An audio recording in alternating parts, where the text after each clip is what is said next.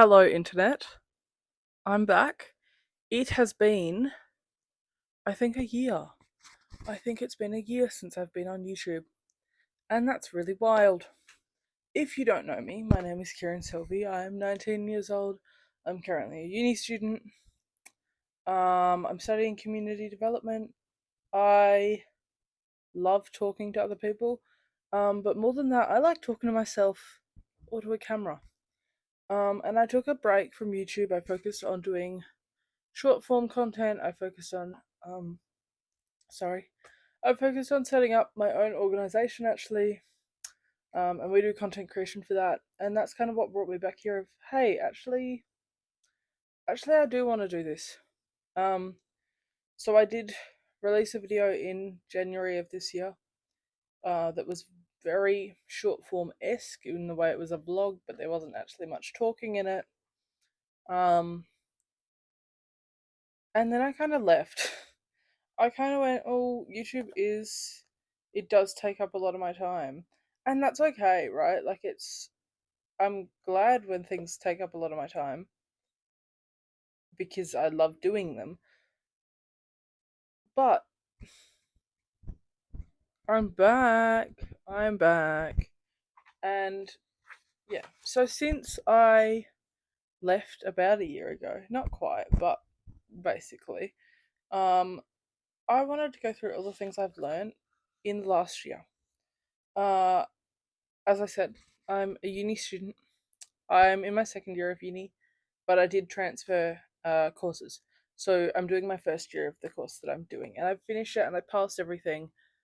So that's also one of the reasons that we're back is the fact that I've realized that I actually can do uni. So now I can bring all back my little fun extracurriculars that are just for me. Yeah, I want to start this by talking about organization and my calendar.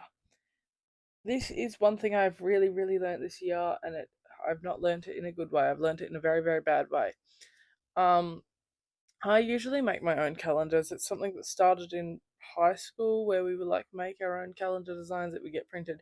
Um, it's just more fun, and I get to look at something that I made instead of looking at something that's like, oh, there's a dog that I don't even own. Great, fabulous. Thanks, March. Um, and I don't like that. So I make my own calendars. I've just done it for so long that it's just habit for me now. Um, and last year I didn't because I believe what happened is I had really bad creative block. I couldn't think about what I wanted to do. I couldn't think about what design I wanted to do. And so I just didn't make a calendar, and therefore I just didn't have a calendar. And I did switch completely digitally. So I had Google Calendar going because I did Notion for a bit, and then I tried to link that to Google, and then I just ended up using Google Calendar because it was just easier. Um, and like that worked. It worked in some points, but I'm a visual person. I love a visual. I write my notes. I have all these like vision boards up here. These are all my friends, right? I love a visual. Um, so when I wasn't seeing the calendar right in front of me almost as soon as I woke up, the things weren't going into my brain. And there were a few times where I just completely missed events. There was a few times where I didn't realize I had that event until the day of, and then I had to go, oh, great, now I have to go and do this thing, right? So what I've learned is that I actually do need a calendar in front of me, even if I do have a digital calendar for when I'm on the move. Which kind of sucks, right? Because like, why do I need to be doing two? I need to be writing them and then I need to be putting them into my computer. But apparently I do. And that's okay. That's self accommodation. And I'm a very big advocate for self accommodation. Being able to make sure that you are doing your best by putting these little things in place it's important. It is. So yeah, that's the first thing I learned is that I need a fucking calendar. I need a visual. I need someone to be right in front of me and go, "Hey, you've got this. You've got this." And it's not even like, "Oh, you've got this today." It's like I need to be able to see what I'm doing in 3 weeks from now because I just need to know. I need to know what days I have off. I need to know so I can my brain. When I don't know, I am in this constant state of anxiety. Which would, yeah, yeah. So we're gonna do a calendar this year. I haven't finished it, and it is, what is the date today? The 12th. It's like we're basically at the end of the year, so so I do need to get that done, and I'll probably get it done today. My second thing, where is the page? My second thing. Let's talk about matcha. I'm pretty sure I'm gonna use matcha as the thumbnail for this video because, like, clickbait and all of that.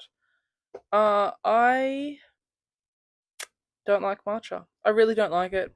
I wouldn't go as far as to say I hate it, because if you gave me now, okay, if you gave me an iced matcha, put it in front of me, I'd probably drink it. I'd complain the whole time.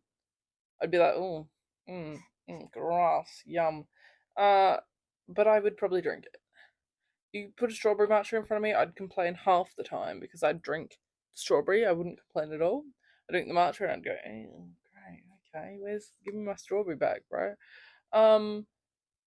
Yeah, love a strawberry matcha for the strawberries. Don't love a matcha. And what I was saying, if you put a hot matcha in front of me, I won't drink it. I hate hot matcha. I will say I hate hot matcha. I don't like iced matcha, but it does taste significantly better. What I'm getting at here, I did not learn that I don't like matcha. That's a stupid lesson. What I did learn is that we are all kind of trying to follow trends all the time, even if you don't want to. I don't follow many clothing trends, I say, as I'm wearing these big fucking glasses. But I feel like these aren't like trending mainstream. Oh, I I said said mainstream. uh yeah. Yeah, okay. So that's my point. We're all following some sort of trend all the time, and that's just not, we can't escape it because that's the world right now. Um but I feel like we also subconsciously follow trends. Like, I would not be drinking matcha if other people weren't drinking matcha.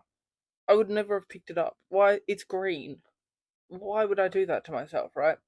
However, I wanted to like it. Not because I was like, oh, everyone else likes it, so, like, I must like it. It was more of like, well, why don't I like it? What's wrong with my taste buds that everyone thinks this is this amazing thing and it gets them away from drinking coffee? And I don't like it? Are we serious? You know, it was more of that. And so I kind of learned patience for myself, and that literally everyone's different. But also, I think the main thing I learned is that we're all following trends all the time, and you can't really escape it unless you were gonna go and live off the grid, or just like delete all social media, including like Pinterest and YouTube and all of that. Which, don't do that. Keep YouTube, right? Because then you can watch me talk about things that don't matter at all. Um, yeah, I don't know. I really wanted to like matcha, but I just don't. And I would really like a recommendation for something that has strawberry syrup in the bottom of it and isn't much. Could you do that to an iced coffee? Like, probably, right? But would it taste good? Because it tastes good in matcha until you get to the matcha. Anyway, a little bit pressed about that. No, but some things you just don't like, and it's not your fault, and it's not anyone else's fault. But I do think that you kind of like, you've got to stop yourself from going, oh, well, that's disgusting. So, like, why do other people like that? But also, like, why don't I like it if everyone else? I don't know. It's this big. I don't know.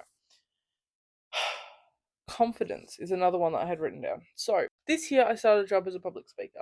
Technically, I'm an ambassador for my uni, which basically means I go out and I talk to people about my uni. Right? Fabulous. It's a great job. I love doing it.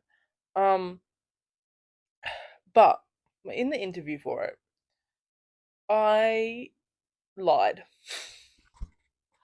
They said, "How good are you at public speaking?" Or, "Are you? We believe that you'd be comfortable to even take this job. We believe you would be comfortable public speaking."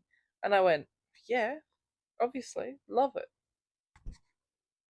I am a very anxious person. I hate public speaking. Right? I'm like, oh, they're all gonna hate me all the time. They're all gonna hate me. Right? I now public speak, and it's fine. because I forced myself into it. And I'm not being like, make yourself do the things you're scared of, right? Because I also think that's kind of bullshit.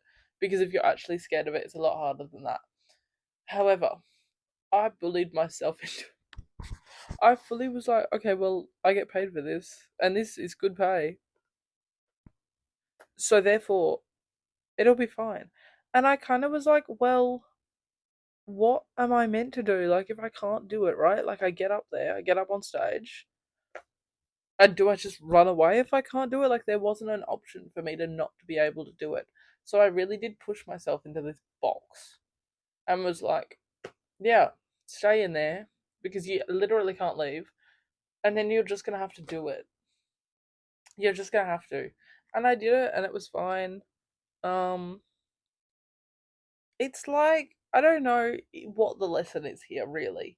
But I did write down confidence because I think maybe sometimes you can force yourself into it. And sometimes I think it comes with adulthood. And I think it comes with your frontal lobe developing a little bit. I hate to say that.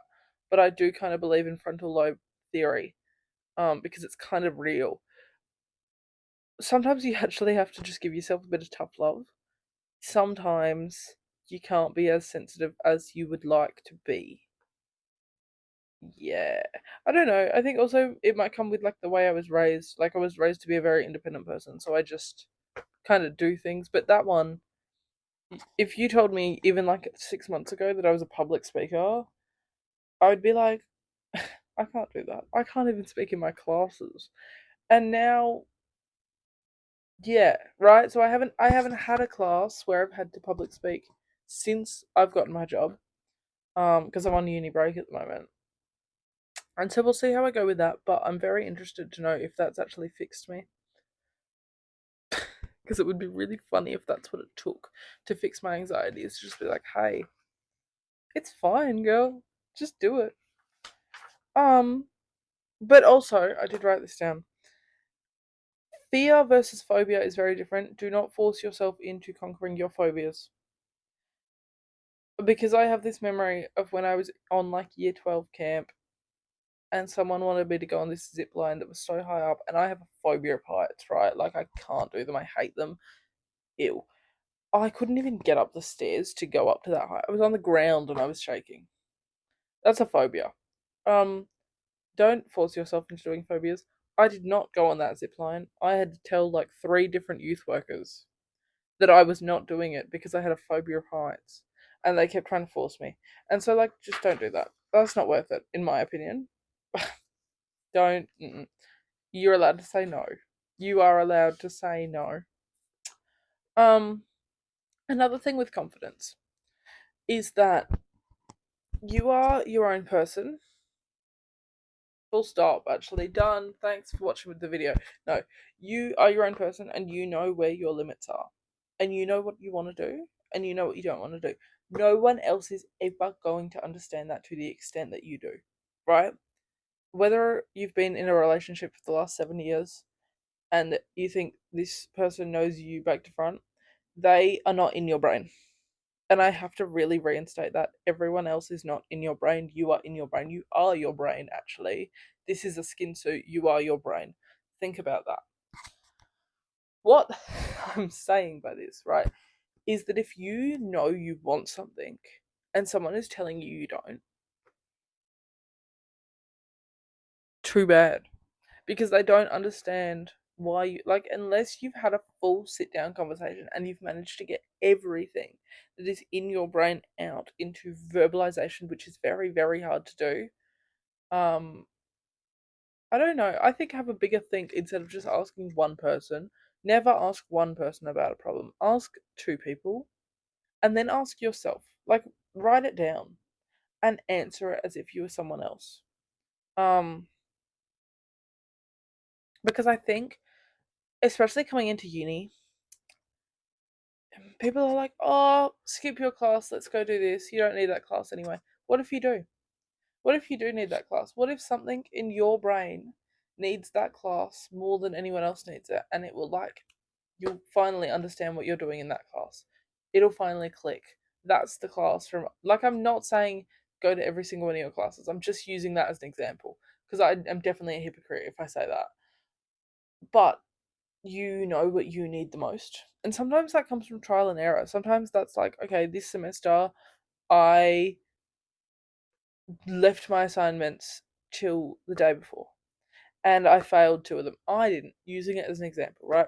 And I failed two of them. So then next semester, I'm just going to have to do all my assignments, literally start them the day they come in or the day I'm aware of them, right? Maybe that's your and we're coming back to self accommodation, right? Maybe that's a self accommodation that you need to do for you. And then all your friends are like, oh no, that assignment's so easy. I did that unit last year. Like, just leave it to you want them. And it's such an important thing that you have to remember in uni is that you are you are not your friends. Because one, you will have a struggling time finding friends in uni that you really do click with. A lot of people become friends because they have classes together, and that's it, not because they actually like each other. Which is like, so sometimes you got to do that because otherwise you end up talking to no one and it's really boring. But like, if you think that you are your friend group and you think that you are only what you socialize with, right? You will end up very, very depressed because so many different types of people come into uni and so many, like, you miss so many different types of groups that aren't even in your classes, right? And so if you're like, oh, I'm making friends with these people because they're in my class, and then that's your friends for uni and you don't actually really like them, why would, like, in the real world, why are you doing that? You're not. So yeah, I don't know, just I think I learned that I need to put myself first in literally all aspects because your friends can literally leave at any point.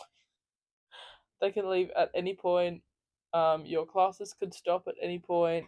Something horrible could happen, touch wood, but like something horrible could happen at any point in your life, right? So you've got to put yourself first so that then you're already on that path that you want to be on because you've put yourself first. Doesn't matter if something bad happens, right? Oh, okay. Tall poppy syndrome. I don't know how widely known this is. It's an American. No, it's not. It's an Australian thing. I think. I think. I don't know. Maybe it's an international thing, but it's like really, really bad in Australia because it is. Everyone like scientific research, like it is really, really bad here. Tall poppy syndrome is where I actually don't know what it is really. It's like the poppies will grow together and then one will get higher and then the other poppies will die. I don't know. It's basically when it comes to people, it's people won't support you unless you're already doing, like, unless you've already succeeded. Like, if they think that you're doing better than them, they won't support you because it's seen as like everyone's in competition with each other, which is just like such bullshit. Because am I in competition with that guy that's studying carpentry? No, not at all. If he's got this $1 million business, is he my competition now? No, because I'm not doing carpentry and I couldn't run that. Like, literally, but even if people in my classes, if they're doing something better than me, am I gonna get a little bit jealous? Maybe. Am I gonna try and bring them down or not support them? No, because I've realized how bad tall poppy syndrome is. Um, and there's this thing of like girls don't support girls unless this girl is already successful. And I don't think that even, I think what I learned this year is that's not even about money. I used to think it's about money, it's about success. It's like, oh, well, I'm not going to be that girl's friend because she doesn't have a car or she doesn't have a job, yada, yada. It's not about that. What it is about sometimes, and what I've learned this year, is it can be about how much a person has their fucking shit together. Which can be valid, but also it really depends, right? Because I've been through things where like there's two girls and then like they've made friends with me and then they stop being friends with me because I'm not exactly like them. But then I become this is so petty, but like this is literally something that happened. I became more successful than them and then suddenly they were both my friends again. And it was just so wild. it was just it was just so wild because I'm the same person. I was the same person through all of that. It's not like I had some dramatic change. Um, but people don't see that. People see what they want to see, and sometimes that gets mixed up with the whole putting yourself first thing. Is like, oh, I saw something the other day actually that was like, choose yourself first, and then choose others that choose you. And I was looking at it, and I was going, that is bullshit. That is such bullshit because if you're choosing yourself first, right, then everyone else should be choosing themselves first, right? And then it doesn't say choose yourself, then choose others, and then choose those who choose you, right? It just says choose yourself and then choose others that choose you. But if everyone is going by that advice, then they're all choosing themselves and they're not choosing other people, and then there's no one that's chosen you. It is such a like self putting yourself in the middle of the world ideology. And I just like, okay, whatever. I'm gonna go on a rant, and I am probably gonna make a video about some of the self help shit that is bullshit. It's such bullshit. But that's another. Okay, this like comes to my fifth point. I don't know. I yap. Self perception.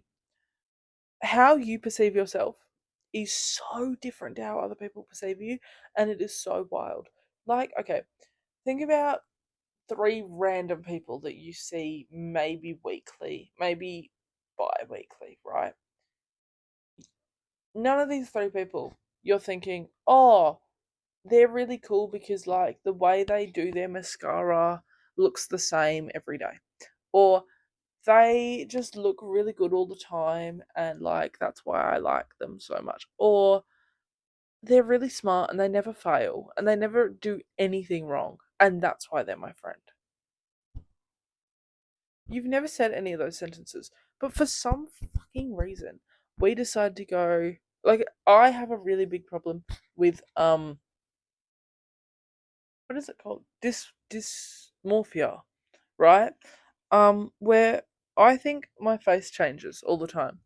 And I think I think it's called high visual contrast, which means that like I would literally brush my eyebrow a different way. Like I'll do my eyebrows and my face will like slightly change how it looks. Whereas a lot of people have like low visual contrast or interest. I don't know what it is. And like they'll do like a really big makeup look and they'll kind of still look the exact same. So I think that is a real thing. However, I do think I do struggle with dysmorphia in the way that I think I look very different. And I don't know if it's completely dysmorphia, if it's kind of true. Because some people literally will go, oh my god, I didn't recognize you that day. You just looked different. So I don't know. I've always been able, like, it's been a joke that I've always been able to shapeshift because I've had so many different looks. I used to dye my hair different colors literally every week, right? Um, but I wouldn't say someone else is weird or I didn't want to be around someone else because they look different every day. Like, that's not something. I don't care about that. They're still them, and I still see them as the same person every day, right? So then why am I so hard on myself about it? It just like some of the things, like the way that you perceive yourself is just so different. And I think I learned that the most this year because I was thinking about the way I perceive other people. And like, yeah, I perceive some people, some of my friends to be cooler than some of my friends, right? But I still love these friends that are not like cool to me. Normally, because that cool is like, oh, I want to be like them. And some people, some of my friends just like have a very opposite style to me. And I'm like, oh my God, that's cool. But it's not something that I want to be.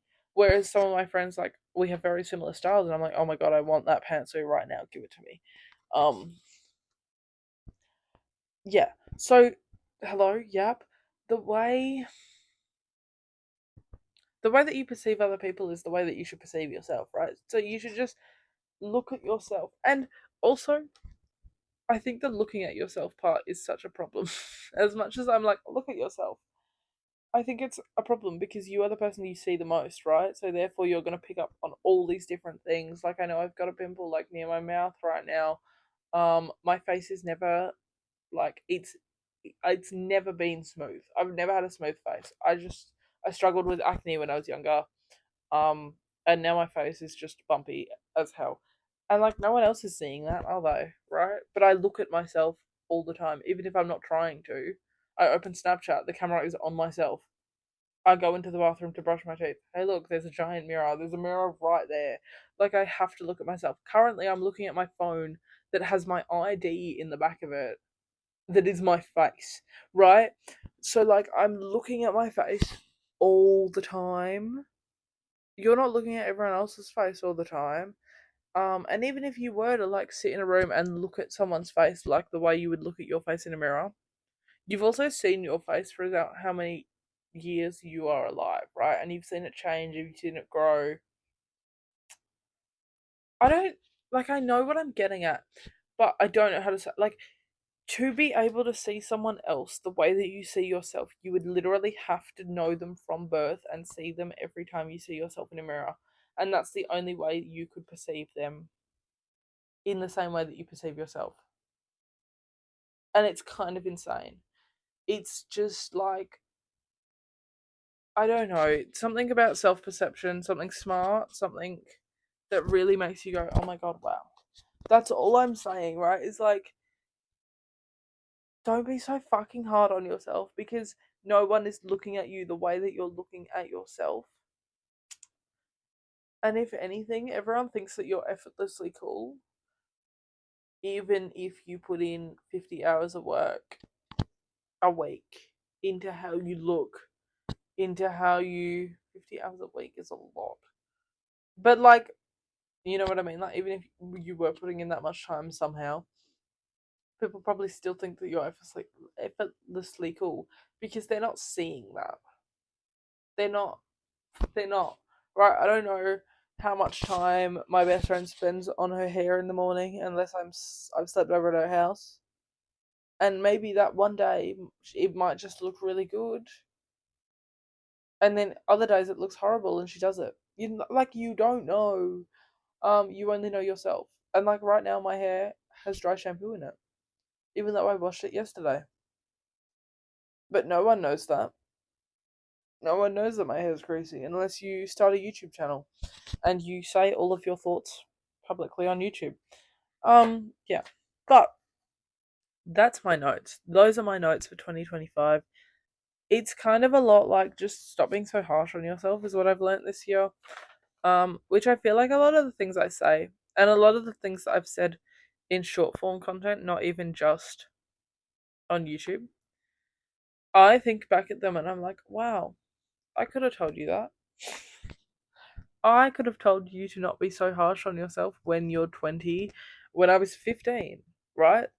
Or, like, I think about it in the way of, like, oh wow, my friend's mum's gonna watch this and she's gonna go, oh, well, that's the thoughts of a 20-year-old, yeah.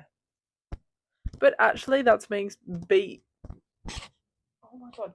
Actually, that's me still being harsh on myself. So there you go. Like, it actually doesn't help because I'm still hearing the shit that I'm saying, even though I'm telling you not to be harsh on yourself. I'm hearing the shit that I'm saying, and I'm going, wow, no one cares about that. People know this. So I don't know. 2026. I guess I'm just gonna have to shut up. No, I shut up this year. 2026 is the year of the yap. It's the year of the you're gonna sit there and listen, or you're gonna click off my video, and I'm gonna be very, very sad. Yeah, I think that's it. I think that's all I want to say. Please do subscribe. I think I have 21 subscribers at the moment, which is so cutesy, and I love the fact that people are subscribing. But I'd also love it to be a little bigger. And also you can follow me on Instagram and TikTok at Kieran Sylvie, and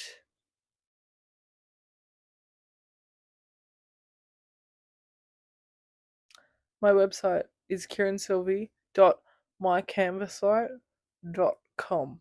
I think it will be in the description. Um, yeah.